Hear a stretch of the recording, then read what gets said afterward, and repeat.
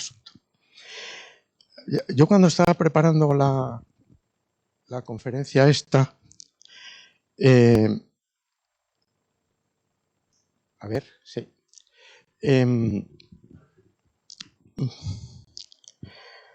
Pensé en no dar una clase, pensé en transmitiros lo que me duele en la inmigración y lo que he aprendido en estos 30 y muchos años o 40 años que llevo haciendo investigación sobre esto. Generalmente, bueno, aquí mucho en España, pero más fuera de España. Y se me ocurrió este título porque al final somos animales de prioridades y de cercanías. Y todos buscamos lo más próximo a nosotros y todos tenemos que atender a lo más urgente e inmediato, ¿no? Y sobre todo vosotras y vosotros que estáis metidos en el día a día tenéis que atender a lo más urgente y a lo inmediato. Y en cambio yo me siento muy incómodo con estar pensando y haciendo investigación o políticas de inmigración con un plazo de tiempo de 4 años, porque cada 4 años pues hay elecciones, pues el gobierno cambia y suele decir que lo que ha hecho el otro pues no vale mucho y entonces hay unos giros muy... Y eso me incomoda bastante y me parece que no ayuda en el conocimiento y que no ayuda tampoco en la política de inmigración. Tampoco, por cierto, en la educación y en otras, pero en esta, que es la que nos ocupa particularmente. Y luego, cuando estaba pensando el título, dije, claro, prioridad más bien se asocia al tiempo y a lo que antecede, y en cambio cercanía más bien se asocia al espacio y a lo que está cerca, al espacio cultural o al espacio social. La gente se casa con gente de su misma clase social. O sea, más del 60% de la gente se casa con alguien de su misma clase social y de un entorno de 4 o 5 kilómetros a la redonda. Eso ha sido así y no sé por cuánto tiempo, pero seguirá siendo. Y en cambio, a mí lo que me incomodaba o me duele, en este caso en las migraciones, es que parcelamos por cercanía o por urgencia las cosas sin pensar pues en eso tan sencillo que decían, que cuando viene un inmigrante, pues viene un inmigrante no solo a trabajar, viene una persona que además pues va a tener hijos, va a instalarse en una cierta medida y va a tener que vivir en una vivienda y va a tener que acceder a unos servicios y a unos derechos y bueno, que hace más cosas que trabajar, ¿no? Que hace más cosas que trabajar como hacemos todos.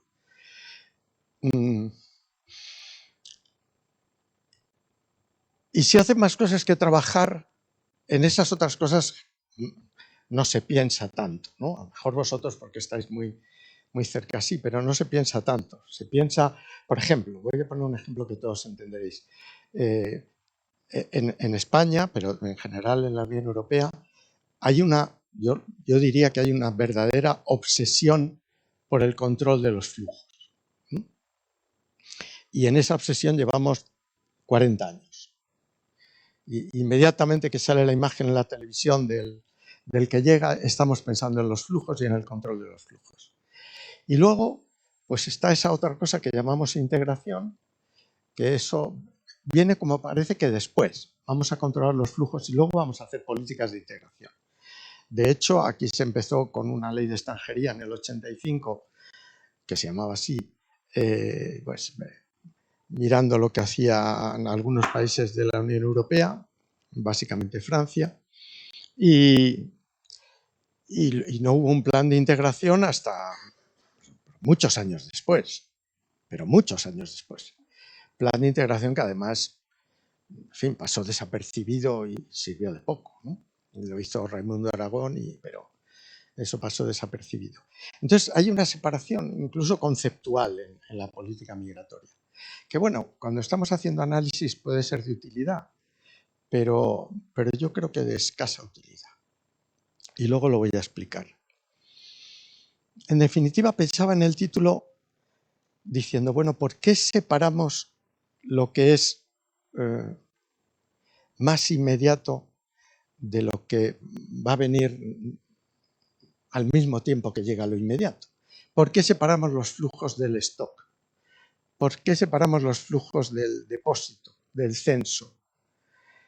No hay depósito si no hay flujo.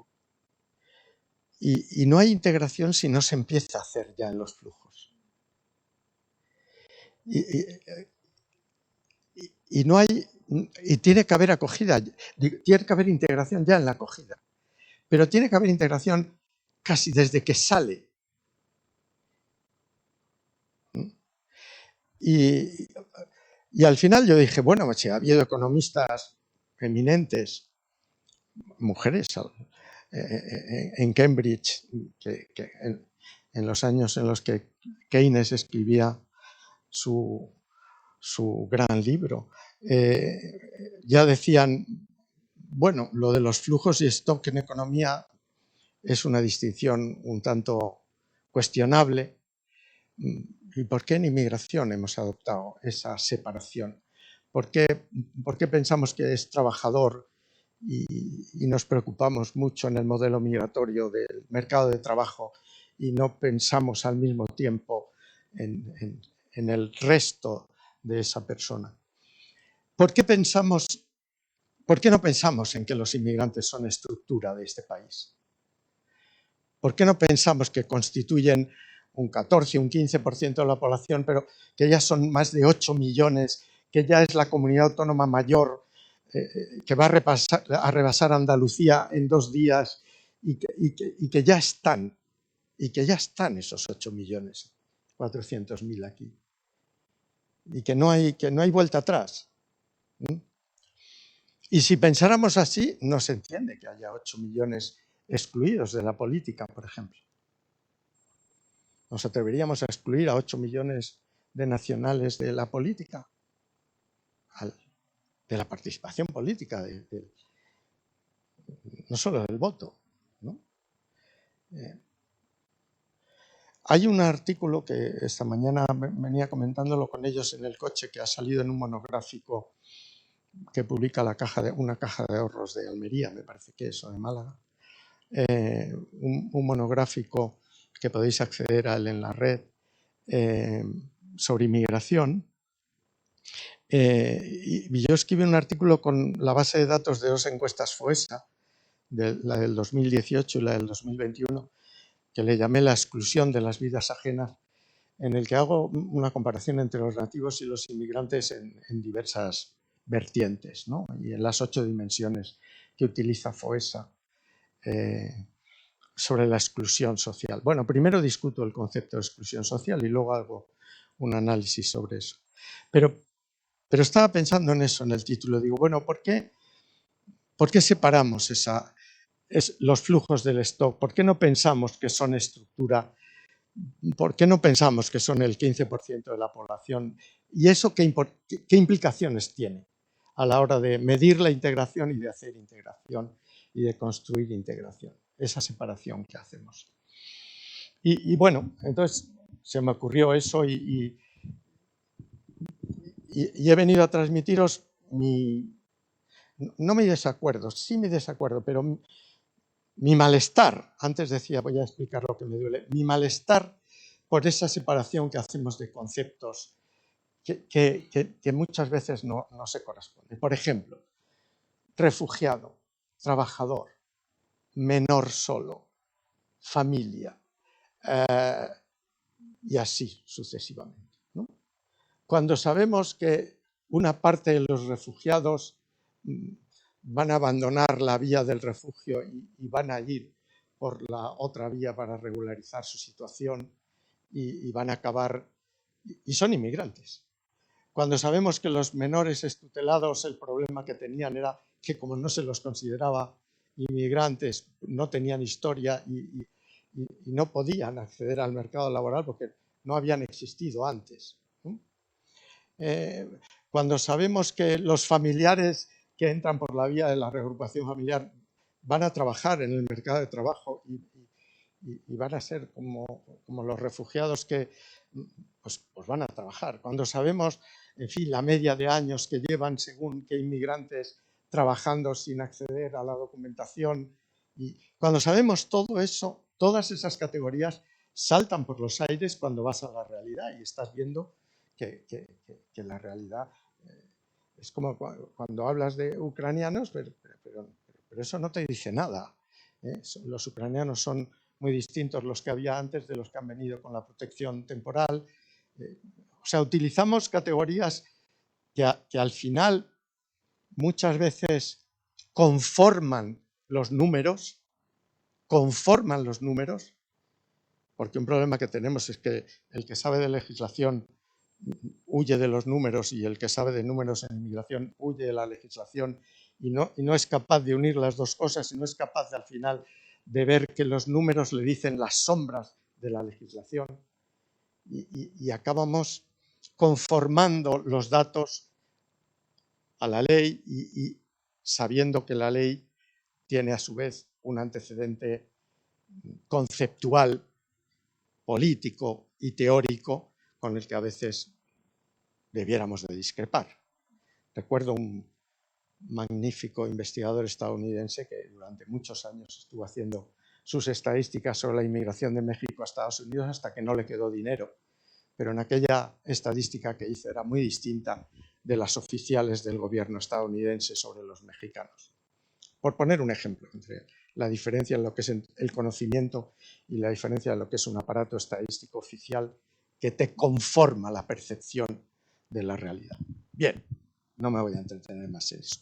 Bueno, todo esto me daba vueltas. Y también me daba vueltas que a la hora de hacer las políticas migratorias, la cercanía, la vecindad, la ciudadanía tenía un papel, pero los actores, los empresarios, los sindicatos, los gobiernos autonómicos o nacionales, los políticos, tenían otro papel y los medios de comunicación, pues se sabía de quién dependían y en quién influían y al final, pues los inmigrantes contaban poco. Ayer decía yo allí, sin saber que estaba gente de Ikuspegui, les eché una bronca y los pobres de Ikuspegui, pues yo le dije, pero ¿por qué hacéis encuestas todos los años si no varía la opinión de un año a otro, salvo que haya un acontecimiento brutal? Hacerlo cada 3 años ahorráis dinero y en los años intermedios pues hacéis una encuesta en profundidad sobre las mujeres inmigrantes, por ejemplo, monográficamente comparando 2 grupos de mujeres inmigrantes, marroquíes y venezolanas, yo qué sé. ¿Por qué no le preguntáis a los inmigrantes cómo va la integración? Y sobre todo, ¿por qué no utilizáis a los inmigrantes exitosos junto a los empresarios, junto a otros actores en las políticas de integración? ¿Por qué las políticas de integración las hace solo a veces asociaciones, a veces una parte de los técnicos, a veces... Bueno, pues vamos a intentar no parcelar tanto, vamos a intentar... Lo que se ha hecho con los ucranianos y con los afganos, meter todas las instancias de la administración en una sala y ver que se puede resolver los papeleos en una misma sala cooperando todas las administraciones en 2 horas, ¿no? En vez de estar 2 meses o a veces 2 años o a veces más tiempo, ¿no? Sí, ¿por qué tenemos toda esta reglamentación que es disruptiva respecto de lo que es el proceso migratorio? Bien, bueno, total, este fue el título. Y luego me planteé lo de las políticas. Bueno, el título se me ocurrieron más cosas, ¿no? Pero vaya. Luego me planteé lo de las políticas y dije, bueno, vamos a dejarnos de la academia y las políticas de inmigración y vamos a pensar cómo se hacen las políticas de inmigración para llegar a la verdad incómoda que vendrá al final. Que las políticas de inmigración se hacen la mayoría de las veces por algo inesperado. Yo escribí un libro hace muchos años que se llamaba La inmigración inesperada, en los años 90 del siglo pasado, y se hace porque llegan y hay que atender a esa urgencia. Es lo inmediato, ¿no? Bien. Luego hay una parte del empresariado, y porque en el modelo, por llamarle modelo, migratorio de este país, pues el mercado de trabajo es el alfa y el omega del asunto, y entonces pues los empresarios dicen pues tengo estas vacantes. O no dicen tengo estas vacantes, dicen me convienen estos inmigrantes. Porque muchas veces los intereses no son intereses, son conveniencias. Dice, pues bueno, pues necesito para el mercado de trabajo este perfil. Bueno, bien. Eso es otro argumento que utilizan los gobiernos para decir, bueno, necesitamos este perfil y vamos a traer inmigrantes o vamos a seleccionar inmigrantes de este perfil. Luego está lo de Ikuspegi, ¿no? ¿Usted qué prefiere? ¿A usted qué inmigrantes le gusta? ¿No? ¿Usted qué desea? ¿Usted qué prefiere? Las actitudes. Bueno, usted, hombre, pues yo prefiero, bueno, pues prefiero gente de mi misma creencia o de mi misma cultura occidental, ¿no? En fin, lo que pasó con el refugio en 2015 y 2016 de los sirios y los afganos, pues eso era muy difícil de aceptar por las opiniones públicas y los partidos xenófobos y racistas pues crecieron. Merkel se plantó, pero eso era difícil. En cambio, los ucranianos, un bálsamo, ¿no? Son de los nuestros, son de los que votan con los pies yéndose, son occidentales. Esto, bien, protección temporal, pero bueno, para eso se inventó el sistema de asilo y refugio, para los que salían de la Unión Soviética protestando, ¿no? Bueno, pues esto es más fácil, ¿no? Sí, siempre se prefiere a los más próximos. Proximidad, ¿no? Cercanía.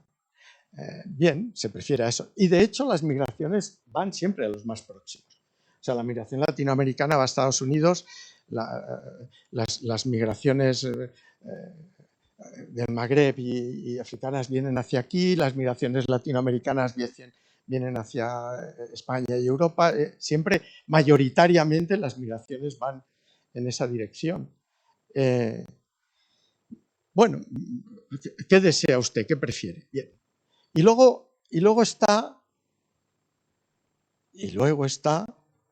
lo que de verdad llega, que no suele ser ni el perfil laboral que se había pensado, ni lo que más se desea muchas veces, pero es lo que hay, es lo que llega, ¿no? Como se dice en Galicia, es lo que hay. Bien, pues si es lo que hay, pues ahí hay que trabajar, ¿no? No hay otra cosa. Cuando los españoles fueron a América Latina, los argentinos no querían españoles. Empezaron por Noruega, por Suecia, por Finlandia, fueron bajando porque no llegaban y llegaron los bajitos españoles que eran los que iban. Bueno, pues es lo que hay, ¿no? Pues los países de la Unión Europea pues dicen queremos inmigración cualificada, muy cualificada, pero va poca. Va poca. Y entonces, pues luego hay que decir, bueno, pues a ver si con los estudiantes que vienen a los másteres conseguimos que algunos se queden y ya tenemos inmigración cualificada. Y, bueno. Luego está la evidencia, por decirlo así. O sea, está lo inmediato, están los intereses, están los deseos y está la evidencia, que es lo que al final llega. Bien. Bueno, y con eso se hacen las políticas migratorias. Pero a la evidencia se la atiende no solo a la evidencia migratoria, sino a la evidencia de las actitudes y de las opiniones públicas, que son los que a esos 8 millones, menos los 2 millones y pico que tenemos naturalizados, que son las opiniones públicas nativas, son las que votan. Y como son las que votan, pues esas son las que... Esa es la otra evidencia, Bien, sobre esa evidencia que hay que estudiar mucho y sobre la que podemos hablar, pues que va cambiando, etcétera, pero esa es la otra evidencia. La evidencia migratoria está, pero la evidencia mayoritaria es la que va a votar. Bien, bueno, pues ya tenemos casi los dos primeros puntos. Luego viene lo gordo, que es la evidencia y los datos. Pero en esos dos primeros puntos yo resumiría diciendo que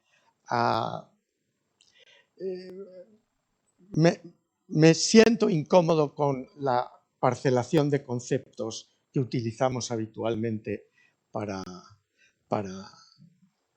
trabajar así con inmigración, y que me gustaría que lo que decían los clásicos, la coyuntura y la estructura, no las separáramos tanto, ¿no? Que pensáramos siempre que una parte diferente según las comunidades autónomas nuestras y según los flujos migratorios, una parte de esos flujos migratorios va a sedimentar en stock y va a sedimentar en estructura y va a sedimentar en población que echa raíces ahí, ¿eh?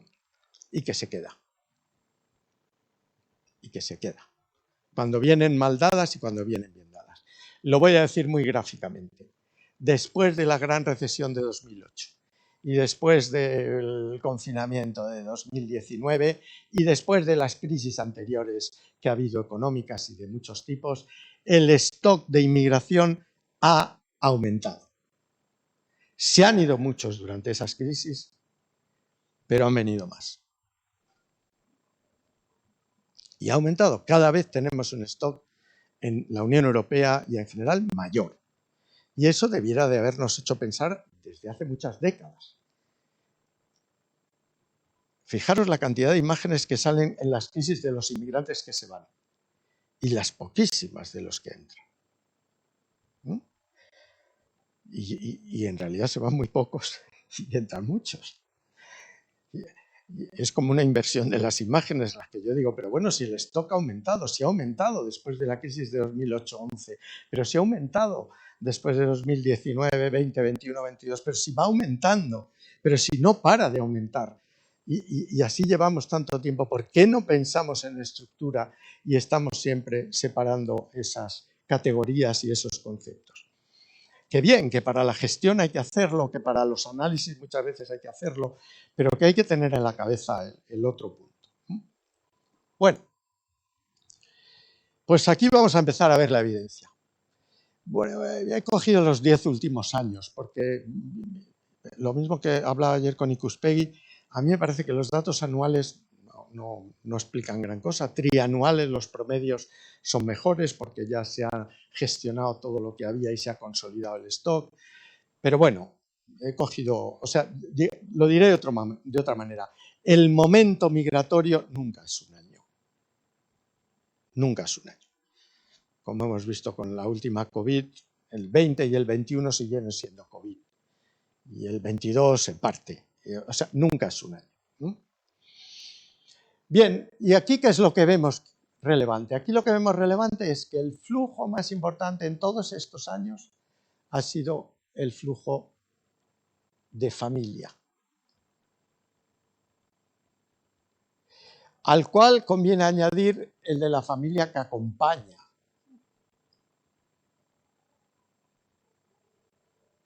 Es decir, si lo vemos en la tarta, la familia más la familia que acompaña es el 42% de los inmigrantes que entran. El 42%, se dice pronto, ¿no? Si a ese 42% le añadimos el flujo humanitario, tenemos más del 50%. ¿Y por qué le añado el flujo humanitario? Porque son flujos que es difícil decirles que no. Digamos, son flujos que según el derecho los gobiernos no pueden muy fácilmente evadir su aceptación, ¿no? Todos esos flujos hay que aceptarlos. Y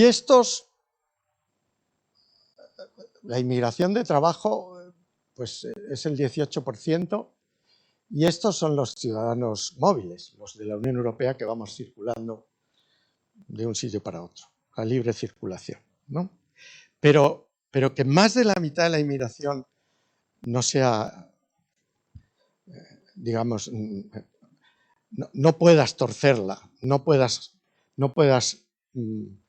limitarla sin graves quebrantos en el derecho, me refiero, y sin graves quebrantos democráticos. Y que además el 42% sean flujos familiares, hombre, eso ya te indica que eso va a ser estructura, ¿no? Nadie mueve a las familias de un sitio para otro para irse a los 2 días o para volver, ¿no? A los trabajadores solos pueden, pero las familias es más difícil de que eso, no digo que no, pero vamos, en una medida muy pequeña. En una medida pequeña. Son flujos que hacen stock, son flujos que hacen estructura, ¿no?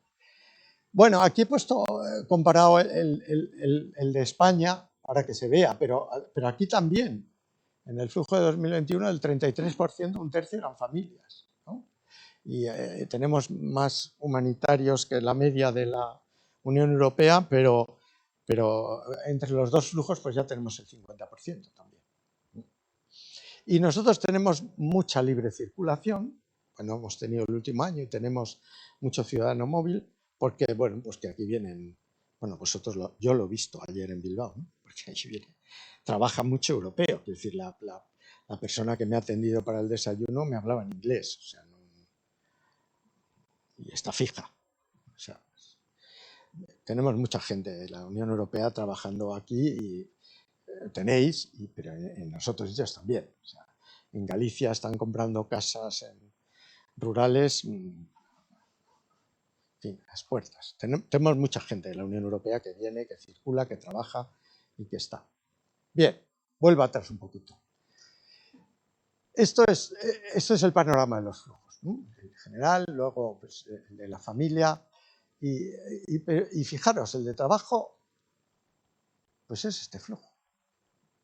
Que es verdad que reaccionan después de la caída del COVID, reaccionan los flujos familiares y también los laborales, pues sí, reaccionan, pero esta es otra de mis incomodidades.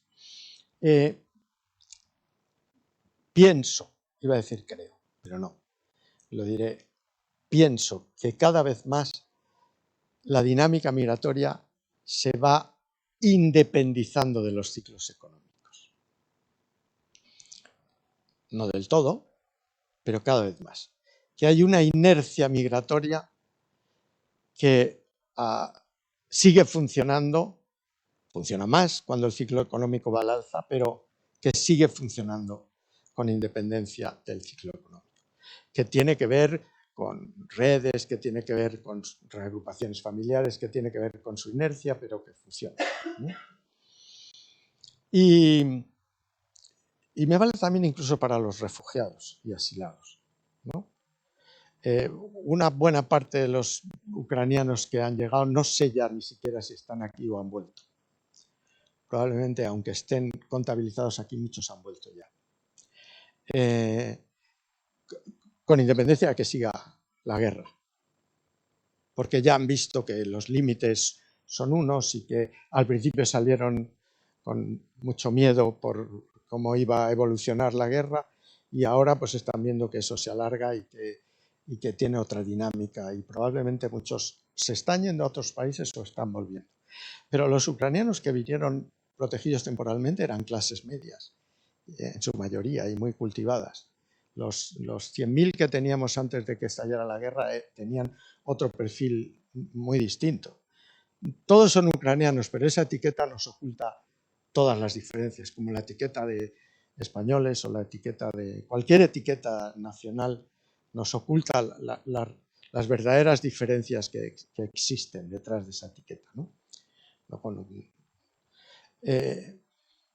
Pero bueno, volviendo a esto, excepto este pico, que es el pico de 15 y 16 de Siria, Afganistán y, en fin, el pico que nos hizo ver que la Unión Europea no iba bien, porque no fue una crisis de refugiados, fue una crisis de la Unión. Pues en ese momento, que fue 1,5 millones, 1.600.000 refugiados que llegaron, etc., eso es lo que pusieron en solfa la Unión, porque esos no eran de los nuestros. No eran refugiados de cultura occidental. No eran. Y volvemos otra vez a prioridades y cercanías. No eran de los nuestros. De segunda, bueno, no sé si de segunda, pero no, de primera, pero no eran. Y ahí los partidos políticos contrarios se reforzaron mucho en esto. Bueno, aquí lo veis. Este es el pico de Afganistán, Irak, etc. Luego hubo el pico este que tiene que ver con Venezuela y Honduras. Y luego hay el pico ahora de Ucrania que va a seguir el año que viene. Por eso digo que nunca es anual, que va a seguir el año que viene creciendo. Y básicamente, ¿no? No es que no haya tampoco, siguen viniendo afganos, etcétera, pero bueno, básicamente el flujo está alimentado por ahí. Bueno, y esto es la media del flujo, de 5 millones en la OCDE y 3 millones en la Unión Europea, de los cuales apenas 300.000 son irregulares. Esos son los flujos permanentes. Y esa categoría de inmigración permanente es la que nos denota que esa inmigración ha sido admitida con carácter permanente y que en gran medida va a quedarse. O sea, eso no son flujos temporales de mano de obra, son flujos, hay trabajadores obviamente, muchos, pero tienen un proyecto migratorio de instalación permanente y son admitidos como inmigración permanente a título que son estas renovaciones que están muchos años y luego probablemente a los 5 años vuelvan a renovar y vuelvan a quedarse. Son admitidos a título de inmigración permanente. Es estructura. Es estructura. Luego iremos viendo más esto desglosadamente. Y aquí tenéis dos diapositivas muy rápidas. Una para ver que en la OCDE entre 2011 y 2021 la inmigración aumenta, en Alemania aumenta, en todos, en Francia, en Canadá, en Australia, en todos aumenta. Y sobre todo aumenta aquí, todavía en mayor medida. Aquí ha aumentado 5 millones, pero aquí ha aumentado 12 millones. ¿Y eso qué quiere decir? Eso quiere decir que la inmigración crece, pero sobre todo se mundializa. Y eso para las políticas de implicación tiene consecuencias serias. Que cada vez vienen de más sitios y que son más diversos y heterogéneos. Y esto lo mismo, pero en la Unión Europea. Bueno, pues Alemania ha aumentado, pues Francia ha aumentado, pues España ha aumentado, Italia ha aumentado y otros países han aumentado todavía más. Otra vez, la inmigración crece y se mundializa.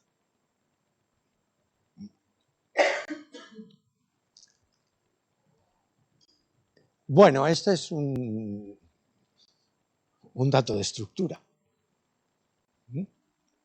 Este es un dato de estructura. Es el índice sintético de fecundidad, el número medio de hijos por mujer. Para decir dos cosas sobre este índice sintético. Uno, primero, que las inmigrantes como promedio no tienen un gran número de hijos, depende básicamente del origen social, de la clase social, del nivel de estudios de las madres, etc. Pero tienen un número de hijos que prácticamente está en el nivel de reemplazo de los 2 hijos por mujer, ¿no? No tienen muchos, pero tienen el índice de reemplazo. Bueno, y aquí viene toda esa discusión que no vamos a tener, pero que podríamos tener sobre esa idea de que son necesarios porque hay que renovar las pirámides demográficas y que son necesarios porque es una idea de estructura, pero que es una idea muy interesante para discutir porque implica que de aceptar esa idea tenemos que admitir flujos voluminosos durante 30 o 40 años seguidos. y no lo vamos a hacer, ni va a pasar. Ni va a pasar, ni lo vamos a hacer. O sea que toda esa idea de que los necesitamos porque demográficamente van a revitalizar y a rejuvenecer nuestras pirámides demográficas es otro de los mitos que utilizamos habitualmente, ¿no? Claro que rejuvenecen la mano de obra temporalmente, pero no tienen una fecundidad excesiva, como habéis visto, y con el tiempo la van a tener menos.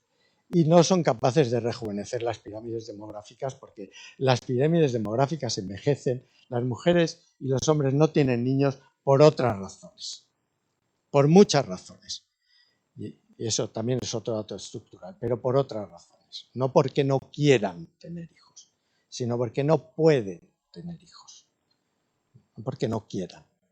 El número medio de hijos por mujer en España y en casi todos los países europeos está por encima de los 2, pero no se pueden tener 2 como promedio.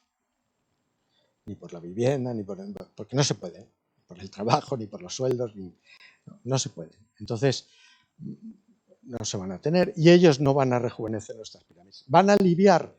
Pues sí, como los resultados del 23J nos aliviaron, pero no resolvieron. Nos aliviaron, pero no resolvieron. No van a resolver. No se va a resolver. No se va a resolver. El problema territorial es un problema histórico que no se va a resolver tan rápidamente. Desde el siglo XVI, XVII, los extranjeros decían que teníamos un problema territorial en España. Siglo XVI y XVII. Hay textos que los podéis encontrar. Eso no se va a resolver de un día para otro.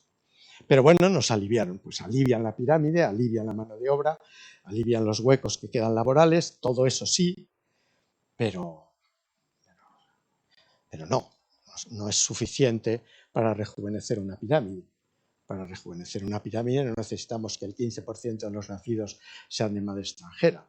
Necesitamos que el 80% tenga los 2 hijos o más de 2 hijos. Entonces sí que la vamos a rejuvenecer. Pero si no, no. En el supuesto de que quisiéramos rejuvenecer la pirámide, porque a lo mejor muchos de vosotros decís, ¿por qué tenemos que ser más? Lo cual yo también me lo planteo muchas veces, ¿no? ¿Y por qué tenemos que crecer? ¿Por qué hay que crecer en todo? Pues a lo mejor no es bueno crecer en todo. Por ejemplo, en violencia no es bueno crecer, en grupos fascistas tampoco es bueno crecer, en muchas cosas no es bueno crecer, ¿no? No hay que plantearse el crecimiento como un... De hecho, gran parte de los buenos ecologistas que están trabajando sobre el decrecimiento. Y no está de más discutir esas cosas. En absoluto está de más. Bien, vamos a hablar un poquito de España. De hecho, este preámbulo. Sobre la naturaleza de los flujos ya hemos visto la gráfica antes, ¿no? Esta gráfica que hemos enseñado aquí, ya la vemos aquí. Bueno. Y equiparon la naturaleza de los flujos a la vía de entrada. Bueno, es discutible. La vía de entrada suele ser pues esas categorías, humanitarios, en fin, asilo y refugio, familiares, temporales, inmigración permanente, libre circulación, bueno, esas categorías que utilizamos habitualmente para las entradas de inmigrantes. Y que ya he dicho que a mí me resultan ciertamente incómodas, pero me parece a mí que para la integración, más importante que esas categorías de entrada, y digo para la integración porque ese es el punto de mi verdad incómoda, más importante es la composición de los inmigrantes. La composición, no la nacionalidad, no solo la nacionalidad, sino la composición.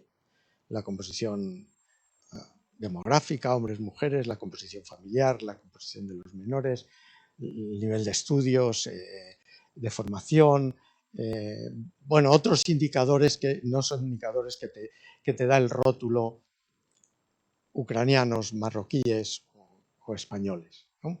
Sino, bueno, otras categorías que yo creo que tienen más influencia. Ese es uno de los elementos importantes, la composición. Ya he dicho que han llegado muchos más ucranianos y no se han planteado los problemas que se plantearon con los afganos, que llegaron en mucha menor cantidad a España, por ejemplo.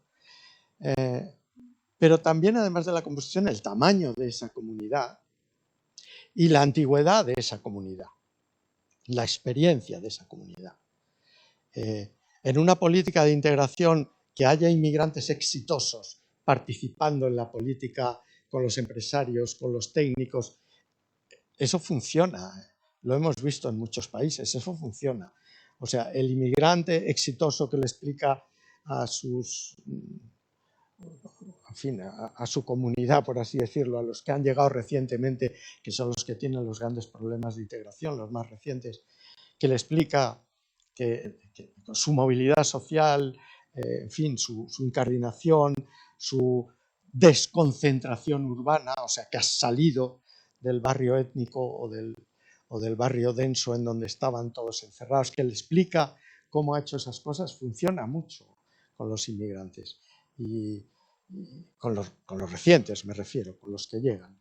Y es muy importante para la integración. Bueno, hay más variables que influyen y yo he puesto aquí el origen y la composición porque iba a poner esto, que la inmigración en España pues vuelve a latinoamericanizarse desde hace unos años de manera clara, ¿no? Que vuelven a ser los colombianos, los venezolanos, los peruanos, los argentinos, incluso los hondureños, los que llevan la voz cantante en los flujos de los últimos años en España. Y siempre los marroquíes, pero los marroquíes ya sabemos que están ahí, son nuestros vecinos y están ahí. Y eso no lo vamos a cambiar. Y pongo esto porque quizá el principal argumento y desde luego el principal factor de integración en todos los países de la OCDE y de la Unión Europea, pero también aquí, es el dominio del idioma. En cuanto alguien domina el idioma, muchas otras cosas empiezan a suceder.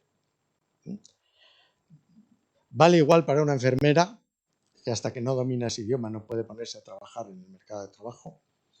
Quiero decir, vale igual para un cualificado que para un no cualificado. Lo que pasa es que el cualificado, como tiene más estudios, lo aprende antes, claro. Pero el dominio del idioma es el puntal clave para empezar a hacer política de integración e integración. Y nosotros tenemos una inmigración cercana por cultura y luego también por idioma, ¿no? En gran medida. Si no entramos en disquisiciones de lo que es cultura, que como sabéis en la lengua anglosajona es uno de los términos más malévolos y más, en fin, más difíciles de asir que tenemos, ¿no? Pero bueno, recordar que ideología en Marx tenía 22 acepciones distintas. O sea que tampoco es nuevo esto de que la cultura... Se encontraron hasta 22 acepciones distintas. Y era él, que algo sabía. Bueno, esta es la situación en el mercado de trabajo de los inmigrantes en España. Para decir dos cosas que nos diferencian del resto de la OCDE y de la Unión Europea. Que nuestros inmigrantes tienen tasas de paro mucho más altas, el 13 frente al 9 en la OCDE, mucho más altas que los nativos, 23% frente al 9 de media de la OCDE, perdón, y mucho más altas que los nativos, 13 frente a 21 o 22%, que tienen tasas de actividad más bajas, tasas de empleo más bajas, también que los nativos y que la OCDE, y que en cambio son más jóvenes y tienen tasas de actividad y de participación más fuertes. O sea, les ofrecemos menos en el mercado de trabajo y les trabamos más eso. Esto lo hago para luego explicar lo que ha hecho el gobierno de coalición, que es en lo que voy a entrar más detenidamente. Voy a entrar más detenidamente porque es lo más reciente y porque una cierta parte de los sociólogos se dedican a hacer trabajo para los historiadores del mañana, ¿no? Estudiar, como decía Merton, los sociólogos hacen una cosa, si la hacen bien, luego los historiadores la van a aprovechar, ¿no? Pero no son más que botones de los historiadores, que luego van a hacer las grandes tendencias. Pues nosotros somos más modestos y nos dedicamos a hacer cositas presenciales y del presente muy meticulosas. Bueno, hay algunos sociólogos que también tienen aires de grandeza, pero en general, como dijo el taxista, solamente son unos listos, pero no llegan mucho más lejos. Bien, ¿qué ha hecho el gobierno? Ha hecho una cosa muy buena que la voy a decir, pero no la voy a poner porque todos la sabéis. La habéis manejado y la vais a hacer muy buena, que ojalá el próximo gobierno no la modifique, que es, ha trabajado muy bien los números, muy bien. O sea, entráis en la página web y desde luego hay ahí una riqueza informativa como no ha habido nunca en este país y como no hay en la inmensa mayoría de los países de la Unión Europea. Ha tenido Escriba una unidad de estadística realmente formidable. A veces le falla la legislación, pero realmente formidable. Si entráis ahí vais a encontraros con una riqueza informativa como no hemos tenido nunca y como tienen pocos países. Incluso veréis un globito arriba que calcula la media de años que uno permanece en la irregularidad antes de... O sea, ha hecho un trabajo ímprobo y fantástico, verdaderamente bueno. Pero bueno, eso no voy a entrar porque eso sería enseñaros a manejar la web del ministerio y eso vosotros lo entráis, lo veis y buscáis y es cuestión de tiempo, es cuestión de dedicarse ahí a pum, pum, pum, pum y lo vais a hacer, o sea, no tiene ninguna ciencia. Pero estos son los cambios que sí que se han discutido públicamente, ¿no? El cambio sustantivo de los menores extutelados, la experiencia humanitaria que ha habido con afganos y ucranianos, la reforma del reglamento de la ley 4/2000, que es la reforma laboral, y luego el asunto este del arraigo, ¿no? De la regularización por arraigo. No sé si me dejo alguno, vosotros me lo decís luego, pero creo que estos son los 4 más gordos que se han hecho, ¿no? Me da la impresión. Bien, el cambio de los menores extutelados, voy a empezar por ahí, es el menos, numéricamente menos llamativo. O sea, han sido 18.000, no es gran cosa, pero en mi opinión es el cambio estructural más importante que han hecho. Y difícilmente se va a volver atrás. Es muy inamovible. Y ese cambio solamente era porque había un error técnico en la ley que impedía que estos jóvenes, cuando salían de la tutela, tuvieran historia previa y no podían pasaban a la ilegalidad y no existían, estaban trabajando y ni siquiera sus empleadores los podían regularizar. Era como si no hubieran tenido vida anterior, ¿no? No había rastro de esto. Y esto técnicamente se ha solucionado y ahora los menores extutelados, cuando acaban a los 18, a los 18, a los 23, y luego los han igualado los nacionales también, ¿no? Que había ahí una diferencia bastante hiriente. A mí me parece muy de paradigma. O sea, ese sí que me parece un cambio paradigmático, aunque numéricamente es bastante irrelevante. También tengo que decir que ha sido la reforma, porque fue la primera, más difícil de encajar por el gobierno y de aprobar. La que más discusión ha suscitado. Y la discusión viene de un marco que todos me echaréis en cara y que tenemos todos en la cabeza, que es el dichoso efecto llamada, que es un marco que tuvo a bien inventarse el Partido Popular con Enrique Álvarez de Miranda en su momento y que nos ha perseguido a todos, porque no hay manera de demostrar que, o sea, es algo que es indemostrable, que no existe, ¿no? Entonces no hay manera de demostrar. Yo he escrito algunas cosas y tal sobre esto, intentando con números tal, Pero bueno, es un marco de estos que se quedan y que está ahí y que pensaron, el Ministerio del Interior y otros pensaron que eso iba a generar una llegada de extutelados, digo, de menores solos continua. No ha pasado hasta ahora. Lo único que puedo decir sobre ese efecto llamado es que hasta ahora no ha pasado. Si pasará, pues no lo sé. No soy Rapelli, no lo sé, pero no ha pasado. Hasta este momento no ha pasado. Pero ese fue el cambio más difícil. A mí me parece muy sustancial y ha sido un arreglo técnico de la legislación y se ha corregido. Y fijaros lo importante que es la ley. Antes decía muy de pasada que los números a veces nos muestran las zonas oscuras de la ley, las zonas que la ley no contempla. Pues estos números nos demuestran esa zona oscura de lo que antes se había hecho legislativamente. Por eso es muy importante que todo el que trabaja sobre inmigración tenga un pie en los datos y otro pie en la legislación y que sepa andar con los dos, vinculándolos. Pero es muy difícil. La unidad de estadística del Ministerio es fantástica, pero le cuesta mucho lo de la ley. Y bueno, a mis alumnos también, cuando yo les digo en demografía, les decía que íbamos a hacer análisis demográfico y decían, pues nosotros somos de letras, no hemos venido aquí a hacer números. Y les costaba mucho, ¿no? Pero luego ya ven que no es tan difícil, pero cuesta. A mí me parece un cambio muy sustancial.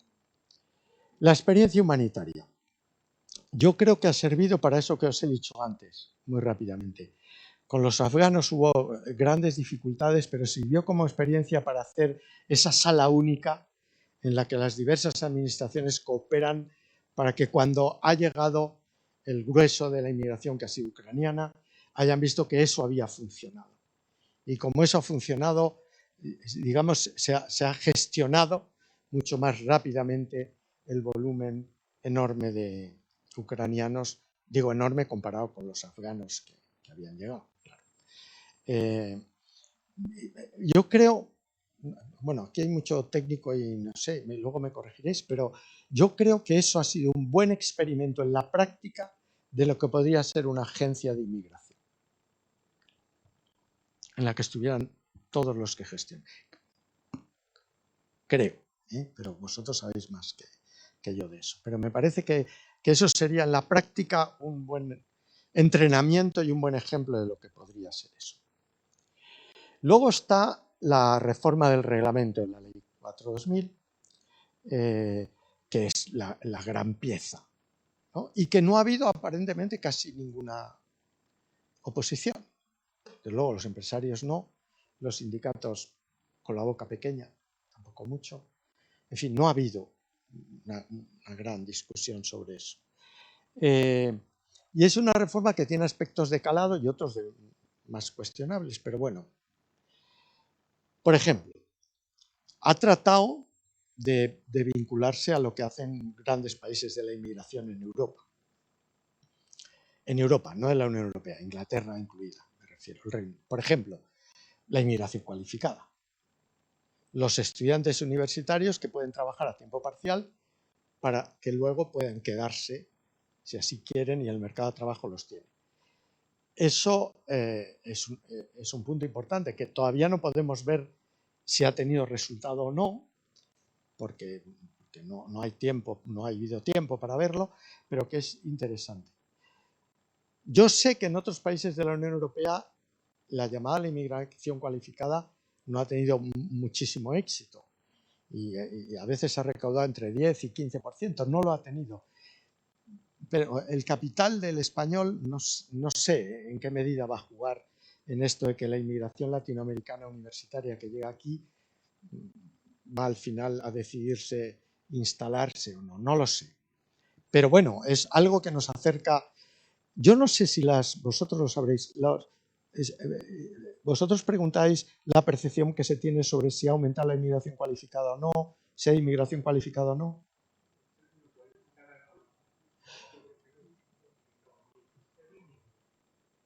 Pues entonces os regaño a los dos. Convendría saber que eso, cuál es la percepción. Porque en muchos países no se percibe. Parece que siguen siendo los mismos inmigrantes que llegan. No se percibe que llegue inmigración cualificada. Y eso puede hacer que las actitudes también se atemperen y se templen un poco y sobre todo se maticen. Y digan, bueno, ¿no? Bien, eso ha sido otro de los elementos importantes de la ley, la inmigración cualificada. Luego ha habido una cosa que han insistido mucho, que a mí en cambio me parece más cuestionable, que ha sido, no sé si vosotras y vosotros, la modificación del catálogo de ocupaciones de difícil cobertura. Porque el otro era muy anticuado y eso está basado en esa idea de muchos empresarios de que tenían vacantes no cubiertas porque el catálogo no atendía a esas nuevas profesiones y ocupaciones y trabajos. Hay que ver si ese catálogo, si esa modificación va a funcionar o no. No lo sé.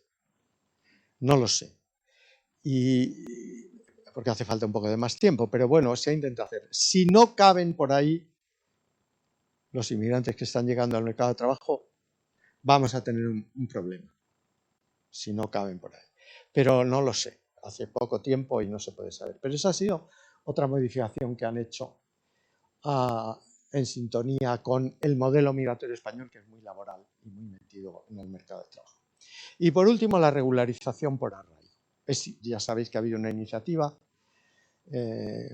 para pedir una regularización extraordinaria y que incluso algunos miembros del gobierno pues, se pronunciaron a favor, etc. Bien, yo he puesto aquí la regularización por arraigo y voy a daros algunos datos redondos. Bueno, ha habido en total en las 4 arraigos alrededor de 283.000 solicitudes hasta este momento, de las cuales el 49% han estado concedidas, más de 140.000, y el 31% están en tramitación, es decir, que podemos llegar a entre 75 y 80% de las 283.000 concedidas. Un 10% han sido denegadas, un 5% inadmitidos a trámite y un 4% archivados. Bien, eso quiere decir que esto, si los cálculos que se hicieron en la iniciativa eran de entre 300 y 400.000, pongamos arriba, pongamos 400.000, que yo creo que no, pero bueno.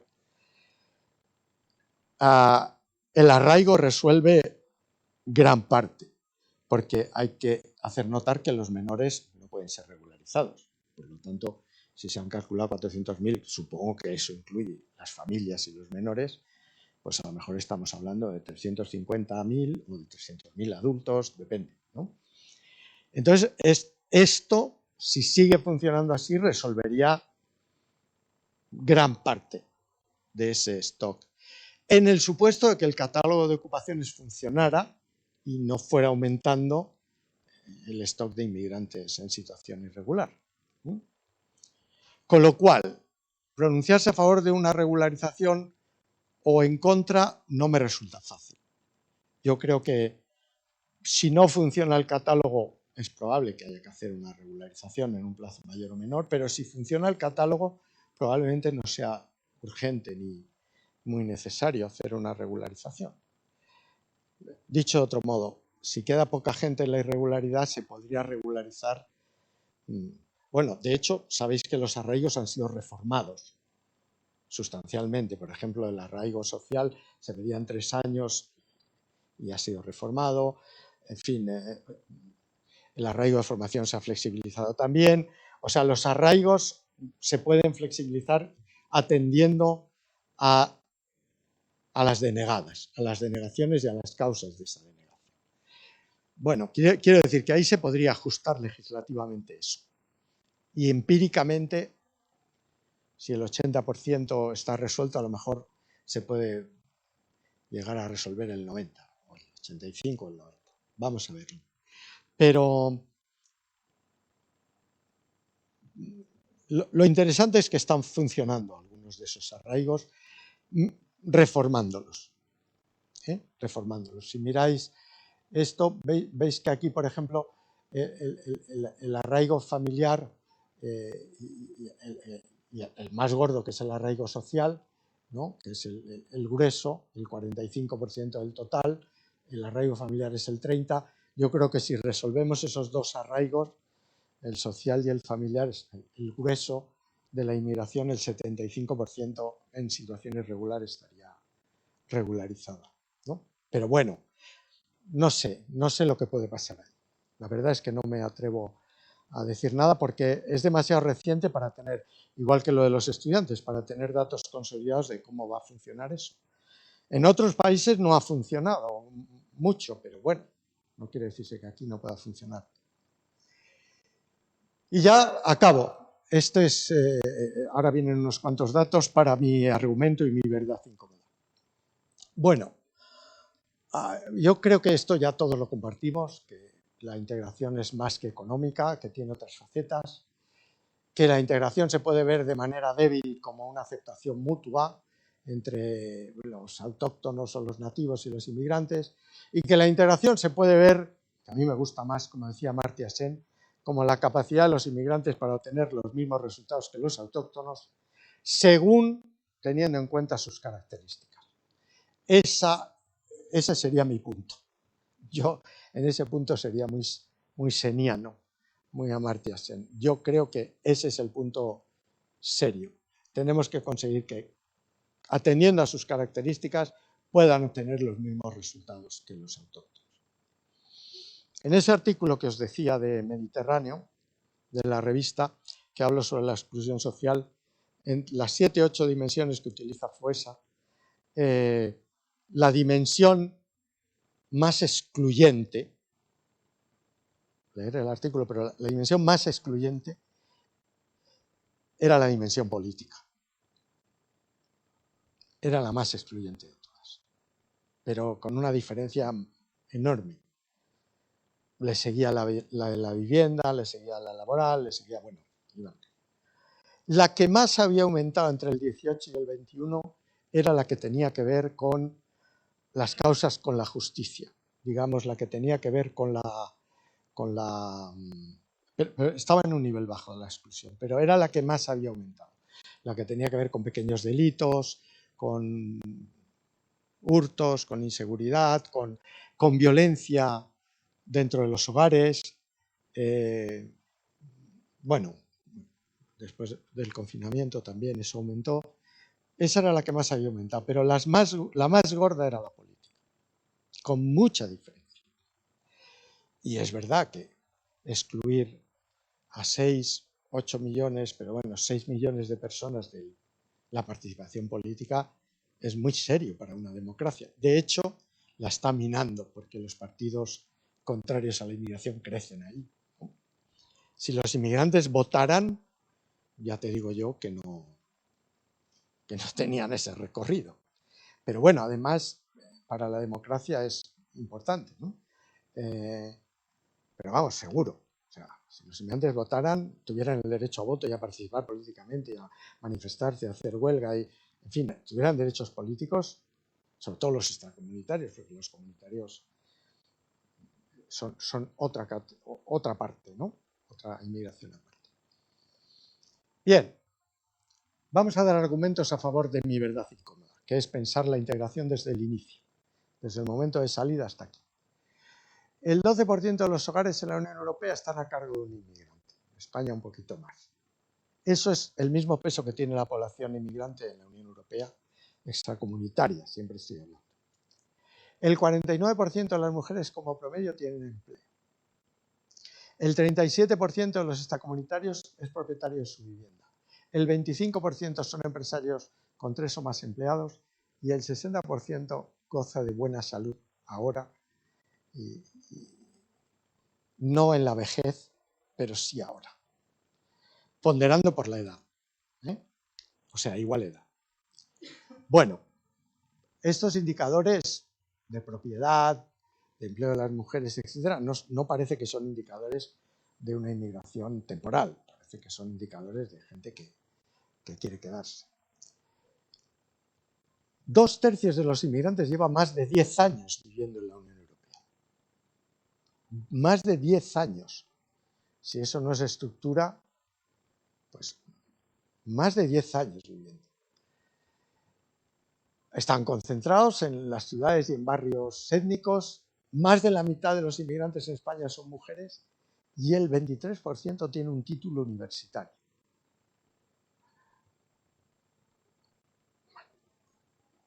Hay que pensarse que no tengan...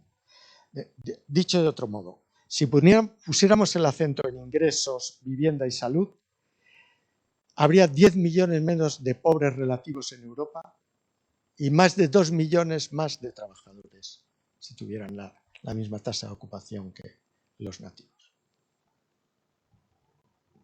Que no es poca cosa.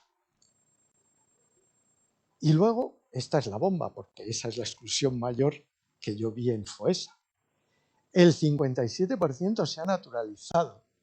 El 61% confía en la policía. Vamos, los nativos ni de broma. El 45% en la justicia. Los nativos ni borrachos. Y el 71% vota. Es verdad que los nativos votan más. Pero tengo que decir que va en caída el voto de los nativos y que va en ascenso el voto de los inmigrantes, naturalmente naturalizados, que son los que pueden votar, ¿no? Es decir, que llama la atención que con un 60% de inmigrantes naturalizados, los derechos políticos en general y con esas tasas de propietarios, en fin, obviamente los hombres tienen tasas de empleo mayores que las mujeres. He puesto la más baja para que se vea, ¿no? Pero bueno, no sé, parece a mí que estos indicadores son indicadores que habría que pensarse un poco lo que estamos haciendo con el modelo migratorio y con la inmigración, ¿no? Ya sé que hablo a público amigo y afín y tal, y que no os descubro nada nuevo, pero me parece a mí que esto debiera decirlo. Bueno, acabo. Ya he hablado antes del idioma, pero me interesa subrayar aquí dos cosas, que también pasa en el conjunto de los nativos. Que el acento se está desplazando hacia los valores y las normas en detrimento de los elementos como el empleo y más económicos y más materiales. El acento de las opiniones públicas autóctonas se está desplazando hacia ahí, con todo lo que hablábamos antes de lo resbaladizo y arriesgado que es cultura, en sus diversas acepciones, pero se está desplazando ahí. De hecho, esto que es contribuir a la protección social, trabajar y cotizar, que antes estaba muy arriba, ahora ha caído en los últimos barómetros europeos y en cambio se resalta mucho más. Desde el 2015 y 2016 con los afganos y sirios ha subido mucho el aspecto de valores, comunidades y... Bueno, de formación, estudios, que es hacer una inmigración más seleccionada y selecta por clase social y por nivel de formación. Y luego el acento en las condiciones de vida. ¿Por qué? Porque están en su mayoría los extracomunitarios en los deciles inferiores de ingresos, en las viviendas con peor calidad. De hecho, en el COVID, que yo hice varias investigaciones sobre el COVID, en los países que tenían datos, porque el nuestro no tenía datos centralizados, por comunidades autónomas seguramente algunas lo tendrían, pero en los países que tenían esos datos, Francia, Reino Unido, las tasas de contagio eran mucho más altas que la de los nativos y las de mortalidad también. Se entiende porque viven más hacinados, se utilizan el transporte público, etcétera, pero eran más altas la de contagio, estandarizando por edad, siempre hay igualdad de edad, y las tasas de mortalidad también. Hay un acceso difícil a la sanidad, a lo mejor no aquí en Euskadi, que tiene que ver con el dominio del idioma, que tiene que ver con el desconocimiento de muchas cosas, con el cuidado, por ejemplo, de la salud bucodental y con cosas que luego, a edades provectas y maduras, entrañan una peor salud que la de los nativos. a esas edades, aunque ahora exhiban todo su poderío. Pero bueno, quiero decir que esto es lo que quería subrayar, que esto ha crecido en detrimento de esto, en detrimento del empleo. Se entiende porque, en fin, nuestros hijos, no sé los que aquí tenéis hijos, pero yo tengo, también tienen un extraordinario empleo en el Imperial College, tal, y papá, esto no es lo principal. Quiero tener descendencia, me dejo este trabajo, me voy. Van a cambiar de empleos y de trabajos y además el nivel salarial tampoco es para tirar cohetes. El empleo no da para tener una vivienda digna, para tener, bueno, ya lo sabéis, los hijos se emancipan muy tarde en general en España y ha caído. Y también la percepción sobre la importancia que tiene el empleo está cambiando en estos momentos en los jóvenes. Me da a mí la impresión. Y eso, yo soy de la vieja escuela y la vieja escuela para nosotros el empleo lo era todo. Pero tampoco me cuesta tanto reconocerlo. No me cuesta tanto. Quizá porque es mi hija, pero vamos, no me cuesta tanto reconocerlo. Y eso ha perdido énfasis en ellos. Bueno, van a cambiar, van a encontrar otro empleo, se mueven, son ese 24% de ciudadanos móviles que circula por la Unión Europea y son cualificados, entonces saben idiomas. Lo único que me preguntó es si las cátedras se heredaban. Cuando le dije que no, de pequeña, ya me dijo, no. Entonces yo sé flauta travesera, 3 idiomas, tal, y no voy. Digo, no. Dice, pues sí que nos lo habéis dejado bien. Y bueno, pero eso ya era pequeñita. Fue en una farmacia. Allí en Coruña me lo preguntó una vez en la farmacia. Dice, papá, ¿las cátedras se heredan? Digo, hombre, ya sabes que no. Dice, no, ya lo sé, pero... Entonces yo todo esto que me estás llevando a flauta, luego esto, tal, no sé qué, yo todo esto bien, y luego, pues luego te tendrás que ir. Y sí, a los 18 se fue y no ha vuelto. Se fue y se fue. Pero bueno, quiero decir que entiendo que el empleo haya caído. Pero ha subido mucho. Y eso, vosotros sabréis mucho más que yo de eso, pero ha subido mucho los valores, las normas, ha subido mucho como criterio de aceptación social para la integración de los inmigrantes. También que sean cualificados, también que tengan estudios y formación, pero me ha llamado la atención ese ascenso de tienen que aceptar. De hecho, creo que vosotros preguntáis en una, acatar las normas y valores, que me llamó mucho la atención lo de acatar, ¿eh? Eso un vasco lo puede decir, pero es... Sí, es potente eso, ¿no? Usted no acepta o no... No, acata. Ostras. Eso para los que somos mayores, ese término es duro, ¿no? Acatar. Bueno, bien, pero sí, eso me parece que... Bueno, pues nada más.